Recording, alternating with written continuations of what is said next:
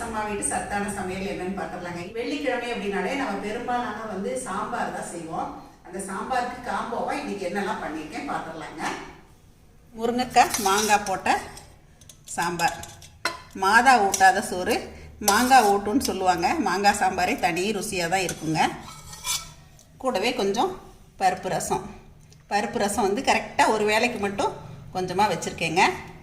அடுத்ததாக பரங்கிக்காய் பொரியல், பீட்ரூட் பொரியல், மீல் மேக்கர் சுக்கா, கூடவே ஸ்பெஷலாக ஒரு ரைஸும் பண்ணியிருக்கேங்க. இது வந்து பட்டாணி, கொத்தமல்லி, கேரட்டு எல்லாமே போட்டு ஹெல்த்தியாக தான் பண்ணியிருக்கேன். அப்புறம் ஒயிட் ரைஸும் இருக்குங்க. மாங்காய் கட் பண்ணி வச்சுருக்கேன். இனிமேல் தான் வந்து பச்சை மாங்காய் ஊறுகாய் போடணும். இது வந்து பொடி பொடியாக நறுக்கிட்டு உப்பு, மஞ்சத்தூள், மிளகாத்தூள் எல்லாத்தையுமே போட்டு பெரட்டி கொஞ்சம் நேரம் அப்படியே மூடி வச்சிடணுங்க. ஒரு 5 நிமிஷம் 10 நிமிஷம் மூடி வச்சுட்டு அதுக்கப்புறமா கொஞ்சமாக நல்லெண்ணெய் விட்டு கடுகு, உளுத்தம்பருப்பு, பெருங்காயம், கருவேப்பிலை தாளித்து கொட்டிட்டு நல்லா பெரட்டிட்டு அவ்வளோதாங்க பச்சை மாங்காய் ஊறுகாய் ரெடிங்க. ரைஸ் வந்து நான் லஞ்ச் பாக்ஸ்க்காக தான் பண்ணேங்க. எங்கள் குட்டிமா ஆதிராவுக்கு வந்து இந்த மாதிரி வெரைட்டி ரைஸ் எல்லாம் பிடிக்கும். இப்போ வந்து பச்சை பட்டாணி சீசன் இல்லைங்களா, அதனால சாதத்தை வேக வச்சு எடுத்துட்டு டக்குன்னு ஈஸியாக செஞ்சிடலாம். இந்த ரைஸ் வீடியோ வந்து என்னோட சரசு சமையல் சேனலில் கொடுக்குறேங்க.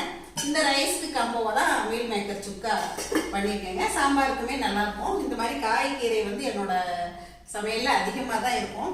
இன்னொரு காய் கூட செஞ்சிட்ருக்கேன், இன்னும் இது முடிக்கல. நீர் பூசணிக்காய் போட்டு தயிர் பச்சடி தான். இந்த தயிர் பச்சடிக்கு என்னென்ன போட்டு கலக்கிறேன் அப்படின்னா தேங்காய், சீரகம், பச்சை மிளகாய் தான் அரைச்சி விட்டுருக்கேங்க. கடுகு, உளுத்தப்பருப்பு, பெருங்காயம், கொஞ்சம் வெங்காயம் போட்டு வதக்கிட்டு ஒரே ஒரு காஞ்ச மிளகாய் கிள்ளி தாளிச்சுக்கலாங்க. இதெல்லாம் வதக்கி விட்டுட்டு நீர் பூசணிக்காய் துருவினதை இதோட கூட சேர்த்துடணும். நீர் பூசணிக்காய் துருவில் வந்து ரொம்ப நேரம் வதக்க வேண்டியதில்லை. அதில் இருக்க அந்த தண்ணி மட்டும் வறுத்துனா போதும். 1 நிமிஷம் வதக்கினா போதுமானது. வதக்கிட்டு கொஞ்சம் ஆற வச்சிடணும். ஆற வச்சுட்டு தான் நம்ம இந்த தேங்காய், சீரகம், பச்சை மிளகாயை நம்ம பச்சையாகவே கலக்கிக்கலாம், நல்லாயிருக்கும். இதோட கூட வந்து இப்போ நம்ம தயிர் சேர்த்துடலாங்க.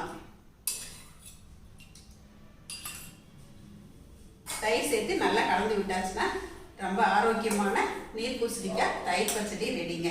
இதில் மேலால் வேணும்னா நம்ம கொஞ்சம் கொத்தமல்லி எல்லாம் தூவிக்கலாம்.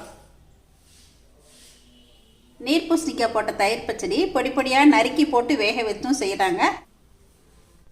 இந்த ரைஸ் மட்டும் இந்த கலந்த பாத்திரத்திலே வச்சுட்டேங்க. ஏன்னா சாப்பிட வரும்போது அப்படியே சூடு பண்ணிக்கலாம் இல்லையா, அதனால கலந்த பாத்திரத்திலே வச்சுட்டேன். எங்கள் வீட்டில் லஞ்ச் ரெடி, வாங்க நீங்களும் சாப்பிடலாம். அதுவும் வாழை இலை ரெடியாக இருக்குங்க. இந்த மாதிரி தான் இன்னைக்கு எங்கள் வீட்டு சமையல் பண்ணேன். காய்கறிகள் அதிகமாக இருக்கும்போது நமக்கு ரைஸோட அளவு குறையுங்க. நீங்கள் என்ன பண்ணீங்க கமெண்ட் செக்ஷனில் சொல்லுங்கள். மறுபடியும் சந்திப்போம். நன்றி, வணக்கம்.